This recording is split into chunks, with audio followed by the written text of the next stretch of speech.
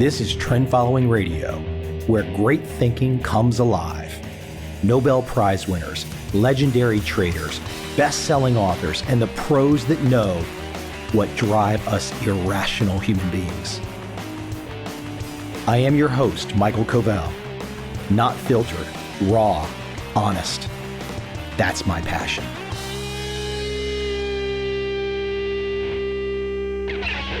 My guest today is Derek Lidow. Derek teaches at Princeton, and he teaches a subject near and dear to me, entrepreneurship, specifically entrepreneurs. Look, most people go through life just taking a job, work for the man, so to speak. But if you have that mindset to do something a little bit different, to go for it, to actually take a risk, Derek shares some great insights on being an entrepreneur. Hey, if this is your thing, and it's my thing, but if this is your thing, Derek has taken the deep dive to give you some of that foundational mindset, those foundational insights that will absolutely help your entrepreneurial career. Without any further delay, let's jump right into my conversation today with Derek Lidow.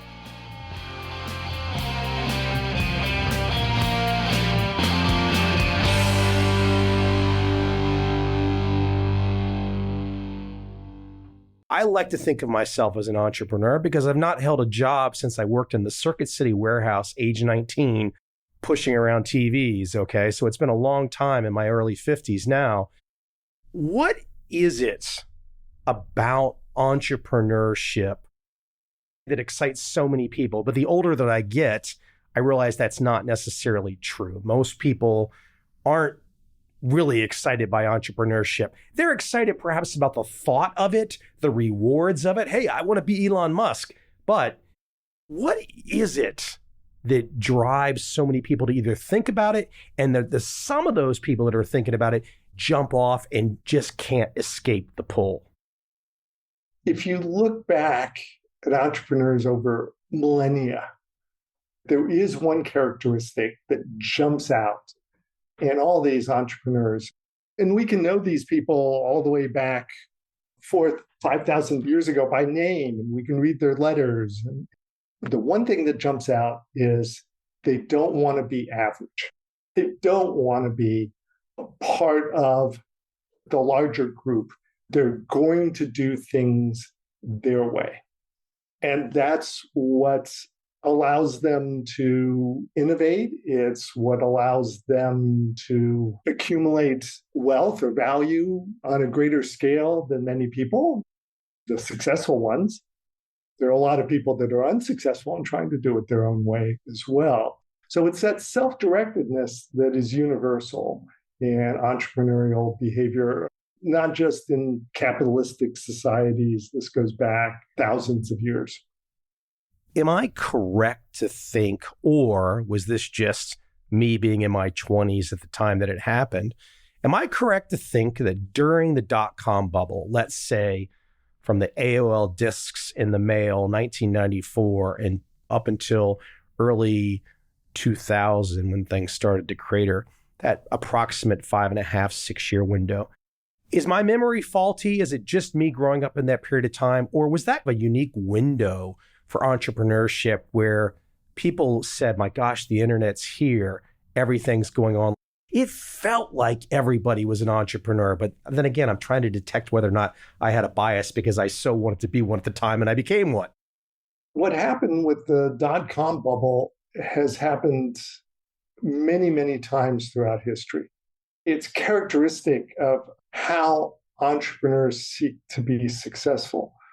While they're trying to be individualistic and seeking out their own means of value creation, they're constantly looking at what others are doing. Their behavior is actually characteristic of swarms. They form these swarms. They're going after this valuable idea, internet, when that came out. But we've seen swarms with copper tool makers 4,000 years ago. And there was exact version of the dot-com bubble when average investors were allowed to invest in startups in London in 1680 and 1690. It always happens when there's this new idea of how value is going to be created. And all of these individuals sort of say, hey, I'm going to stake my future, my reputation, my status. I'm going and making my mark here. And they swarm all together, often in close places, watching each other, copying one another as they copy these ideas, new ideas pop out of one person or another and permeate through this swarm. So what you were experiencing is classic.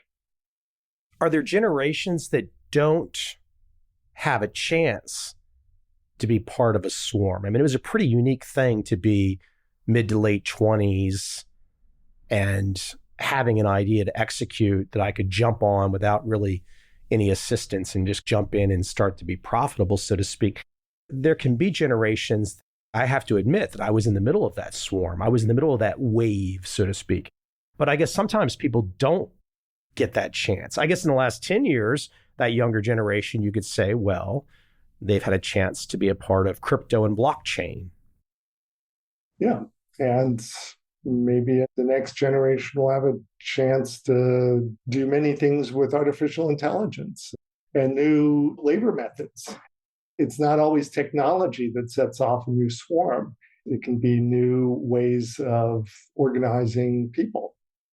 Almost every generation throughout time has seen new swarms form, not usually in the same area. So lightning doesn't usually strike twice. It depends on where new technologies are coming out, new societal desires. So fashion changes can set off swarms. A great example of a swarm was in China in 1000 AD, where hospitality was invented and innovated.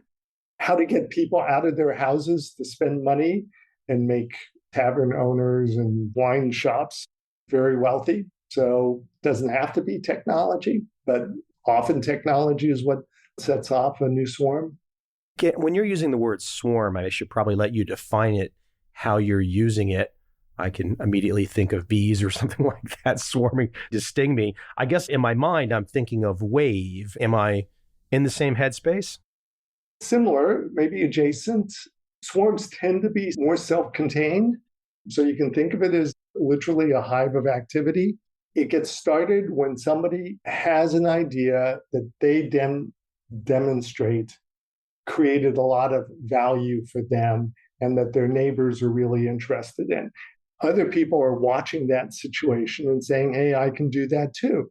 And so you have these copycats doing similar things to get their own customers.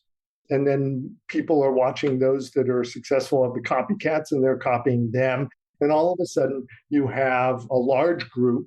In the early days, there was a geographical locale associated with them. Today, sometimes that can happen, but sometimes it can be on the internet or the like. Constant watching one another and copying what's working. And that is a swarming behavior. Bees do that when they find a new blossoming tree. The bees wind up there gathering their pollen. It is a true swarming behavior that characterizes how entrepreneurs operate. Twofold question here. When did you first know that you were an entrepreneur? And number two, I think we should define it. I should let you define it because this is a word that's been very important to you. You've done a lot of work on it. When did you know you were an entrepreneur? And define it. When I graduated, I went into industry. So I was not an entrepreneur. I was a scientist in the R&D labs, but then asked to be a manager. I was good at managing people, and I rose up the ranks, and I was the CEO of a global international publicly traded semiconductor company. Essentially, you're being paid well, but you're not having to think or act like an entrepreneur yet. Correct. I'm beholden to the shareholders. I'm far from being self-directed in everything that I do. I successfully was a CEO for 5 years. And then there was this idea on how I could make the semiconductor industry more productive. And it was grating on me. And I finally put my money where my mouth was and I retired and I created a firm from scratch, just out of an idea. So I was in my mid 40s when that happened. Did it feel risky to you at that moment in time? Sure, it did. But I was so sure about the idea that I was willing to take that risk. I have to be honest, I had done super well in the semiconductor industry for 2 decades, lots of stock options. It was the golden age of semiconductors. I wasn't risking my family's future. My kids were going to go to college no matter what. I wasn't risking what many other entrepreneurs risk when they have the idea that they want to pursue. Let me answer the second part of the question, which is an entrepreneur, because that word can mean anything nowadays. When you look at entrepreneurs and how they've behaved over time, there are 3 things that stand out in all time, in all places. The first is entrepreneurs are self-directed and creating value for themselves and their families. The second thing is that they are utilizing and often develop a skill that those around them, their neighbors, find to be valuable and that they would like to have or benefit from. And then the third thing is that the entrepreneur captures the value for themselves by enticing others around them to engage in exchange, where both parties come together, they negotiate or whatever, and they exchange value. It's those 3 criteria that you're looking for. Independent decision-making, a valuable skill set as determined by the neighbors, and then being able to entice the neighbors into haggling and trading and exchanging value. In advance of this call, I was thinking about the connection between a few entrepreneurs launching a startup. I can think, for example, the classic garage stories from Silicon Valley, Wozniak and Jobs, or, for example, a little bit later, the Google guys, both team members there, so to speak. I guess what's interesting is that I love those early stories. There's no reason really why Apple succeeded. There's a little bit of luck. Okay, there's determination. Of course, Google was not the first search engine. Alta Vista, InfoSeek, Excite. A lot of folks fell down for Google to stand up. Now, what's interesting, though, from an entrepreneurial perspective, is there's these wonderful lessons that we can go back and we can read about from when each group of those 2 men were in their youth and launching something with this entrepreneurial zeal versus when, and we could also add Walt Disney in there as well, or Henry Ford. But then these businesses, some of them will scale and become massive, incredible successes where around the world now there's Apple stores out the wazoo. But what's interesting is the different lessons that could be learned, because I don't really know what lesson I can learn from Apple today other than watching their execution and saying, oh, wow, that's pretty nice stuff they do, or same with Google. It's kind of this interesting chasm. For example, Disney too. It's really interesting, some of Disney's earlier work and stuff, but I don't know, now that they're a corporate behemoth, some of the movies that are being produced, all that original lovely creativity that you would have seen seems to have disappeared and has become boardrooms are thinking up these plot lines these days. You see where I'm going? It's kind of interesting in terms of when you are looking at a venture, the entrepreneurial lessons that can be taken out of that venture are very different. Absolutely. That's been a big focus of my study and my work, both Apple and Disney and Walmart and many others. It's interesting what can be extracted. There are a couple of lessons just from the examples you quoted. First off, a big reason that Jobs and Wozniak were successful is that Jobs went out and asked people advice around Silicon Valley, many stories of him walking into people's offices in bare feet he was diligent in getting those meetings. He asked their advice and he took their advice. And one of the key pieces of advice they said was, hey, if you're serious about this, you're not going to do it yourself. You're going to get some people with experience to help you. And gosh darn it, Steve Jobs went and was introduced to Mark Markula, who had a very successful career at Intel and was looking for something interesting to do. He hired Mark Markula to be chairman, and Mark Markula then hired Mark Scott to be CEO. And they ran and scaled up Apple. They scaled it up professionally, not as a startup. And they let Wozniak do his technical wizardry, and Steve Jobs was allowed to envision next generations of computers. And that worked out until Steve Jobs misbehaved on a grand scale and ultimately was fired. Which, of course, leads into another interesting story. This guy's story is out the wazoo, too, because ultimately he essentially had to take Apple from the ashes almost as a startup again to raise it up. Very much as a startup. So what distinguishes a startup from a big business is this single-minded person, could be two, like Hewlett and Packard, but the single-minded person that has the full authority to do whatever they want. When Apple was on its knees and they invited Steve Jobs back, they let him reconfigure the board with people that would support him no matter what. And it was like a startup again. He could do anything he wanted.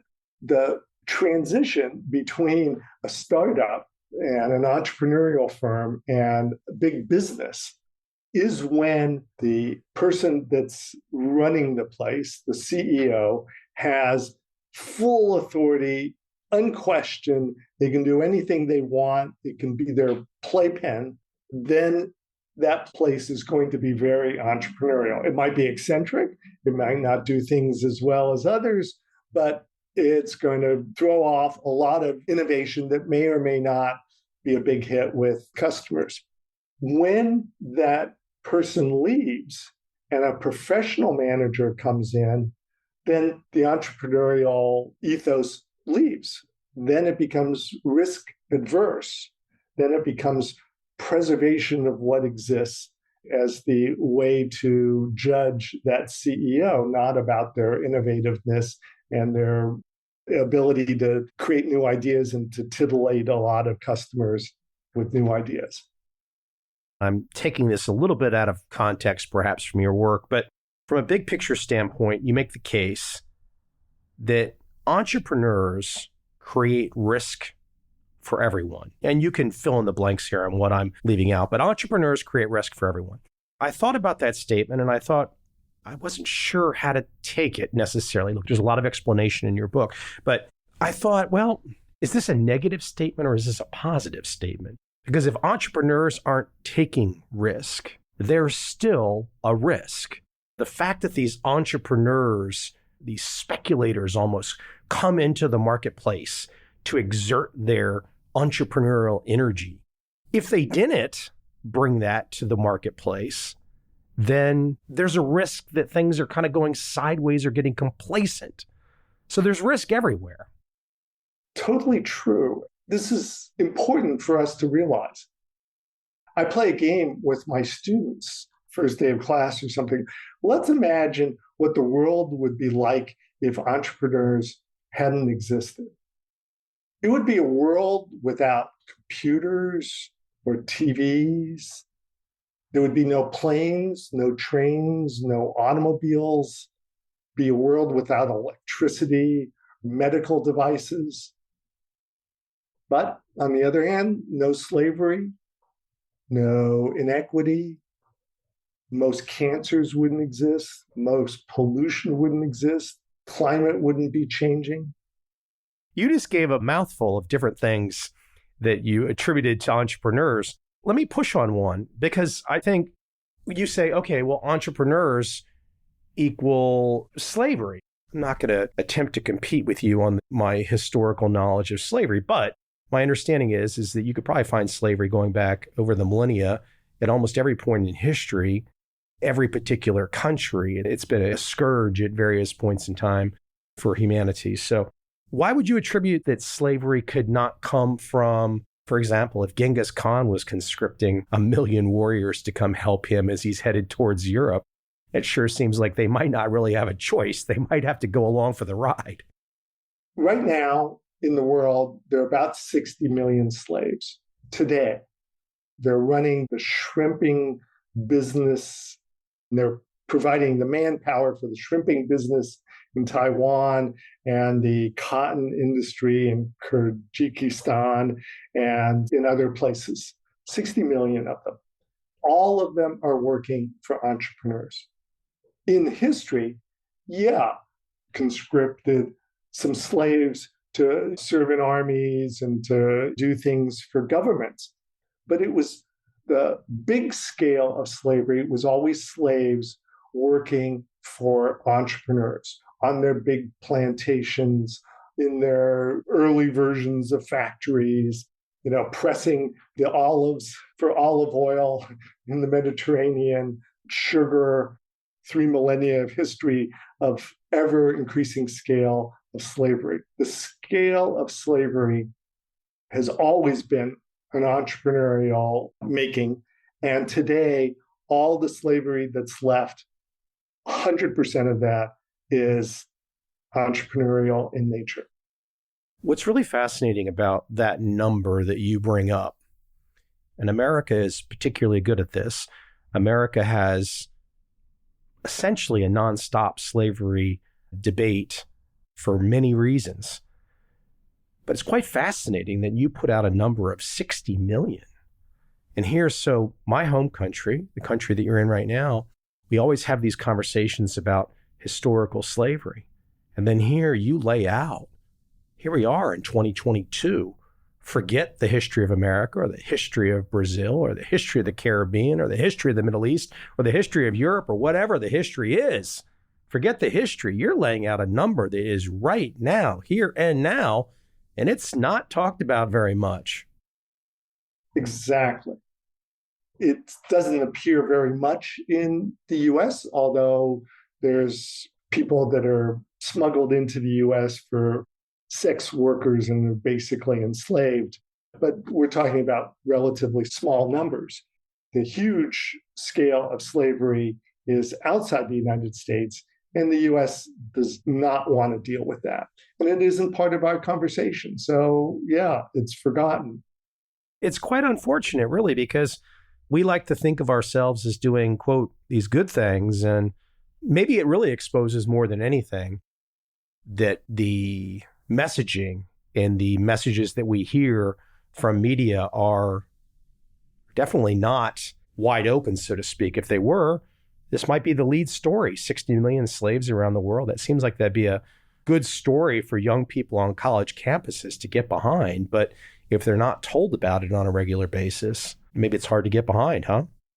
Reporters can go to refugee camps. So there are about the same number of refugees and slaves, very generally. A reporter can get killed if they go and try and report on the Thai shrimp slave trade. These are serious entrepreneurs. There's big bucks involved. They view themselves as not being competitive without this enslavement. A reporter would risk their own lives in reporting on that. That's another reason why we don't hear about it. So we can take this as one example of an adverse consequence to entrepreneurship, in some ways, innovation. Here's a great, terrible, adverse consequence. What's an adverse consequence of entrepreneurship? What are those unintended consequences that, beyond something awful like the slavery example, something that we might not be thinking about, what jumps to your mind is one of the more important adverse consequences?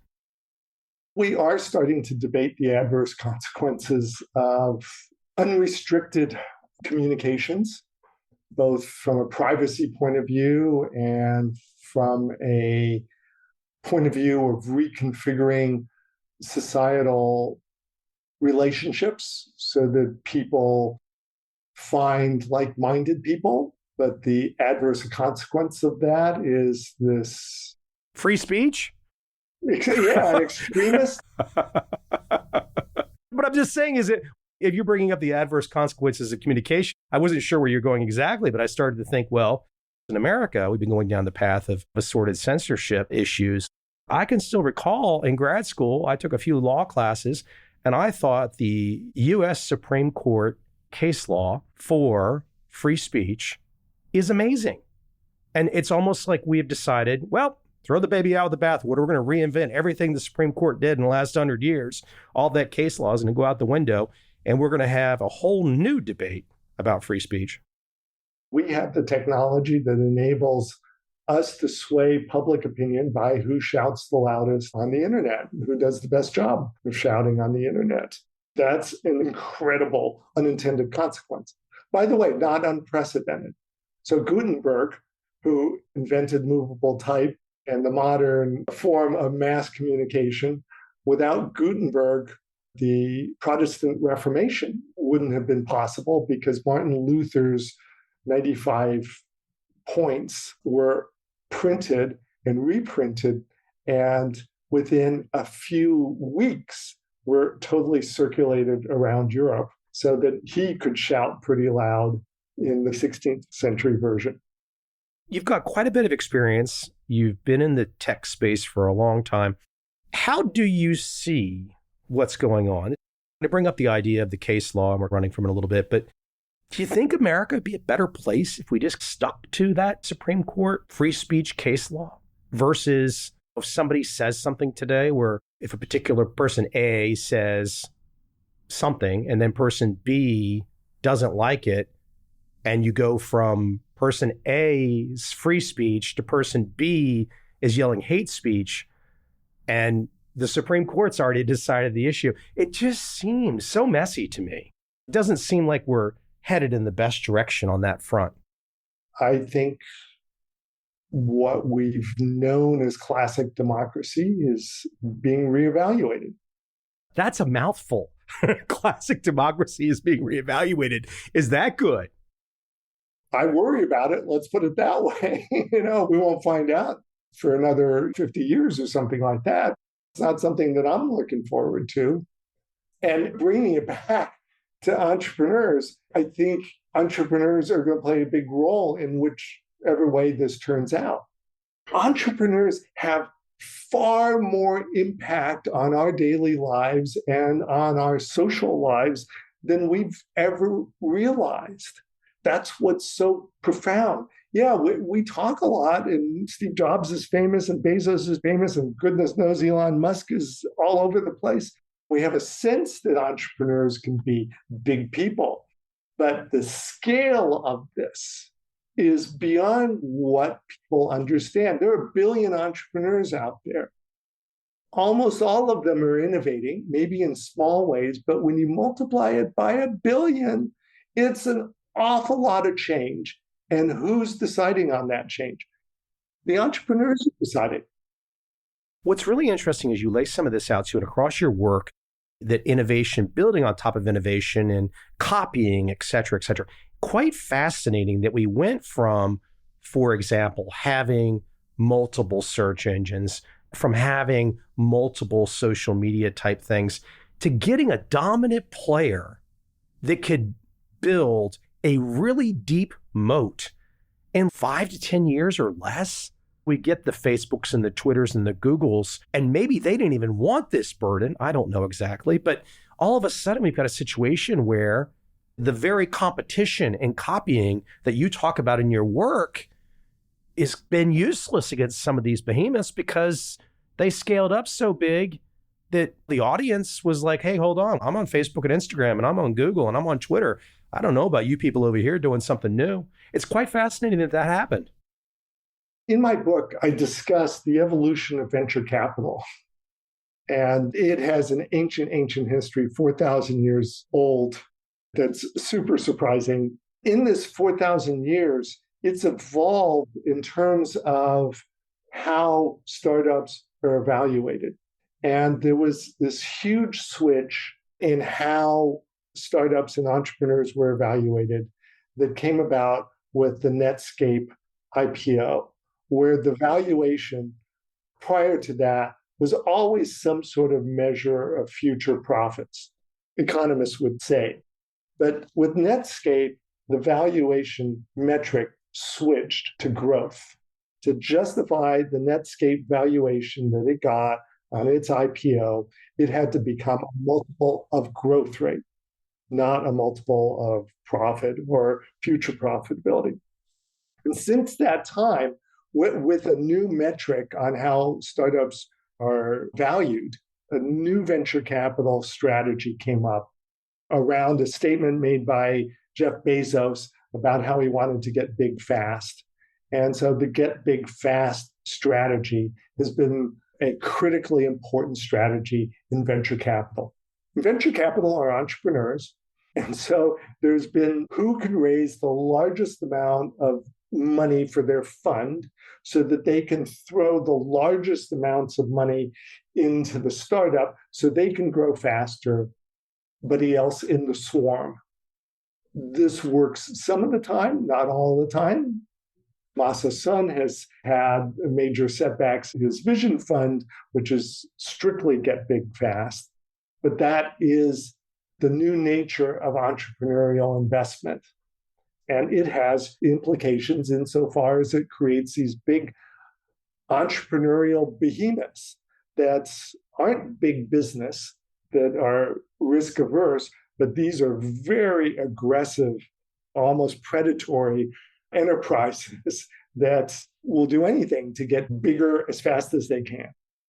You just brought up SoftBank as an example. Boy, isn't his story? I mean, that is one of the wildest rides. You could not make up that guy's story in fiction.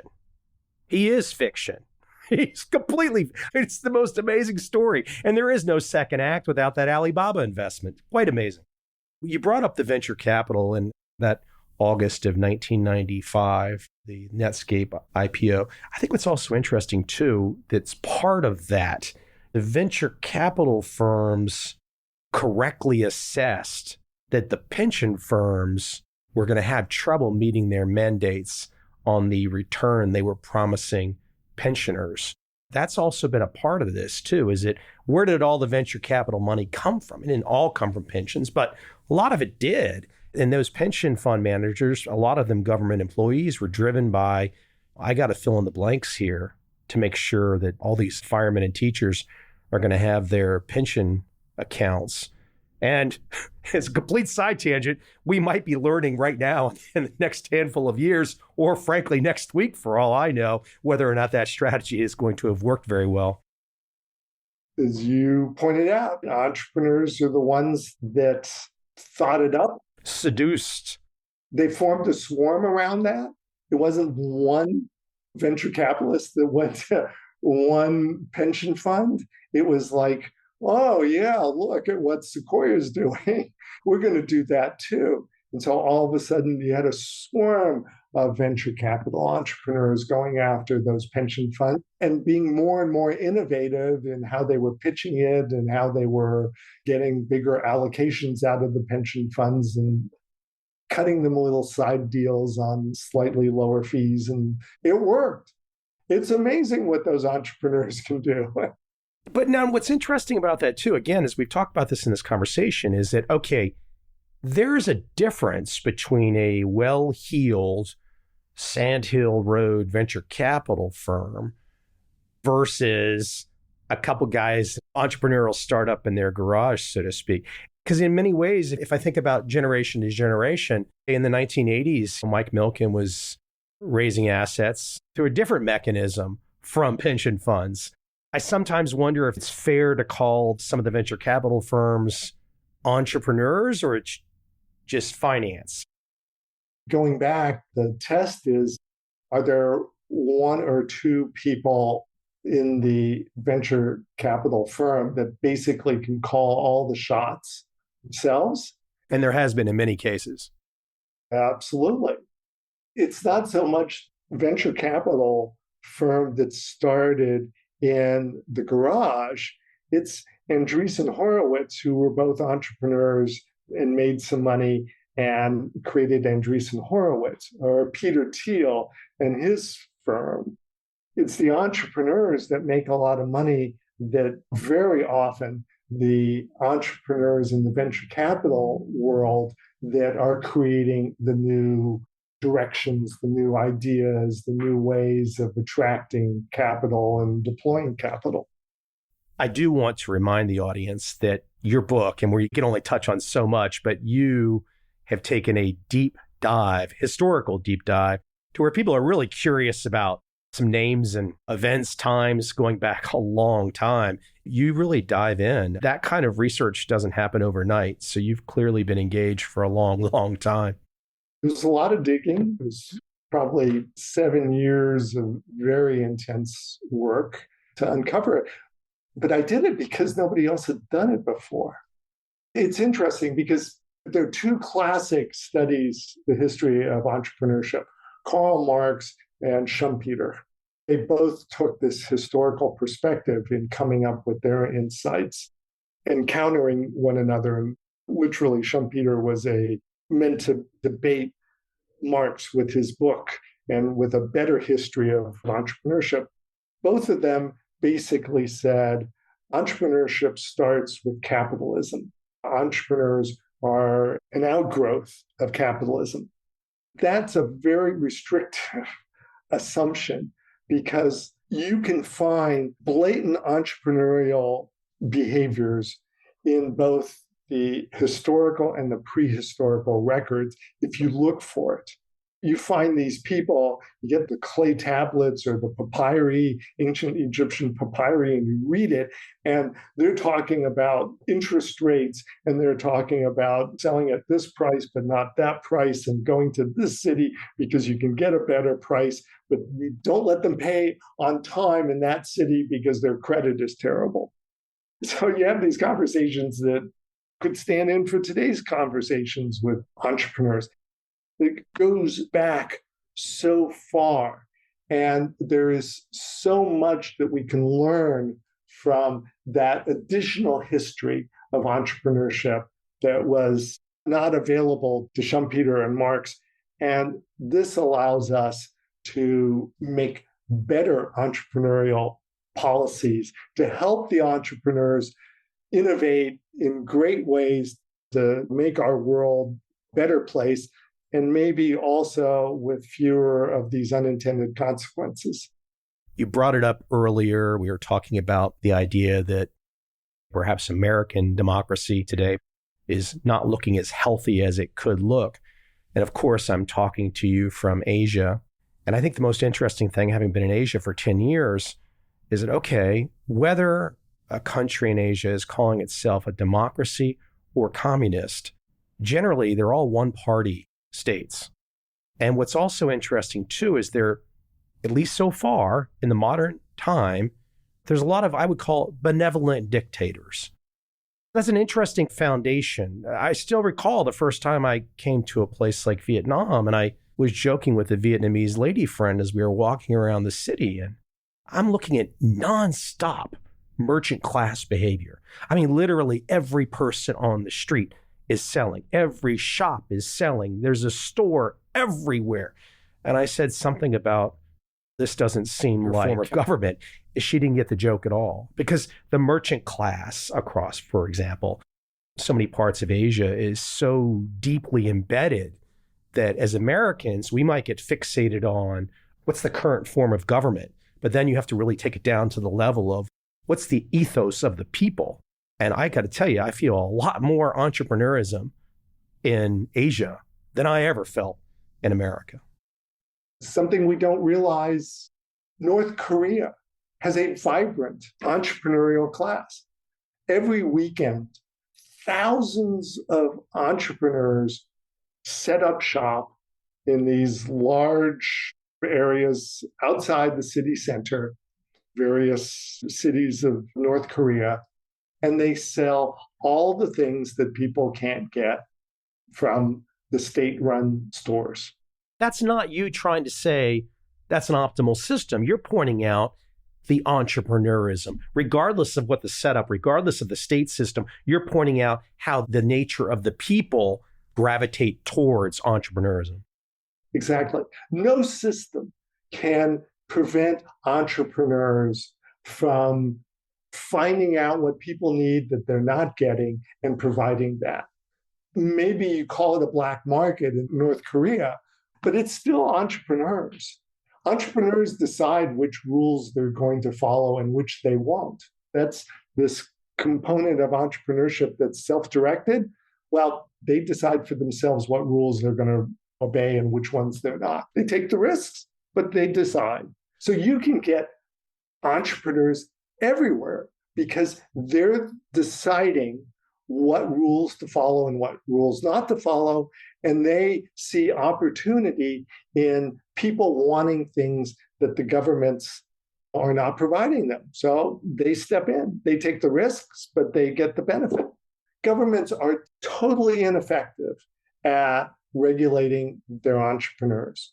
Even the most authoritative North Korea are not able to regulate them because the entrepreneurs are one or two steps ahead and they're much quicker to change, to make sure they can still thrive on however repressive the regime gets to them. I just think, from my standpoint, I'm sure this applies to a lot of other people, through practice or luck or hard work, the ability to come up with an idea that can create a value for perhaps myself first, and then something that I can share with other people, and they will compensate me for it. People can talk about all the jobs that they can have in the course of a lifetime. They can fill their CV up with jobs. But that feeling that one gets from creating a value and being rewarded for it, I can only wish that experience on everyone, even though I know, unfortunately, everyone will not get a chance to experience it because it is as rewarding as hitting a home run or some kind of achievement, the highest score in the class. It's just a wonderful feeling to have people believe in you, not just believe in you like, okay, family believes in you, but to believe in you with their hard-earned cash is a wonderful feeling. And there's 1 billion of those people on the Earth planet today, about 14% of the global population. They're the ones that are going to drive where society goes, and with intended and unintended consequences that may change the nature of democracy, but may give us much better and addicting forms of entertainment. Well, I hope that doesn't mean we all end up in the Matrix on a feeding tube. That's my only hope. Yeah. Well, there's some entrepreneurs, I promise you, that have that vision for us. We already could be there. We don't know. We could already be in the VR world. Derek, cool stuff. The book, The Entrepreneurs, The Relentless Quest for Value. Again, you've taken a really deep dive. We've only brushstroked some of the issues and some of the events and examples that you've got. And I think it's just really important for people to wrap their arms around the history because in some ways, if one is an entrepreneur, that gives you confidence. You're like, okay, this is just the normal course of events. And if I want to play ball, this is how it's typically unfolded. Hopefully the book will give them some insights to give them legs up on how to do this even more successfully. I've definitely enjoyed the conversation today and we really appreciate the opportunity to discuss the book. Was there a website you might want to direct people to? They can find you at Princeton, but is there a particular website you want to send people to? So there's www.dereklidow.com, one word, Derek Lidow. So I have a website and they can read more about what I've written and about the books, all 3 books that I've written. Derek, cool stuff. Please keep me posted on future work. I will. Really appreciate the opportunity to talk about it.